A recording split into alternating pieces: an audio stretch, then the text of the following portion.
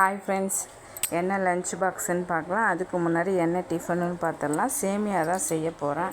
அதுக்கு கடுகு, சீரகம், கடலப்பருப்பு, உளுத்தம்பருப்பு, பச்சை மிளகாய், கருவேப்பிலை போட்டு வதக்கிட்டு, வெங்காயத்தையும் போட்டு வதக்கிட்டு 2 கிளாஸ் தண்ணி ஊற்றி நல்லா கொதிக்க வச்சு சேமியாவை சேர்த்து 5 நிமிஷம் மூடி வச்சுட்டேன். சாதம் வேக போட்டிருந்தேன். வெந்தோடனே வடிக்கணும்.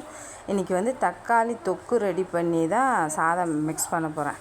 அதனால் அதுக்கு முன்னாடி அப்பளம் வறுத்து எடுத்துட்டேன்.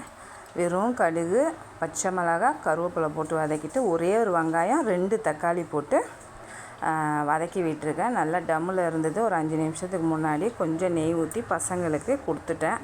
மிளகாத்தூள், கரம் மசாலா போட்டு நல்லா எண்ணெய் பிரிஞ்சு வந்தோடனே ஆறின சாதத்தை சேர்த்து மிக்ஸ் பண்ணிவிட்டு கொஞ்சம் கொத்தமல்லி போட்டு சாப்பாடும் கட்டிட்டேன்.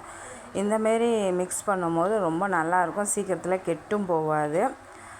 தக்காளி சாதம், அப்பளம், ஸ்நாக்ஸுக்கு குட் டே பிஸ்கெட் கொடுத்துருந்தேன்.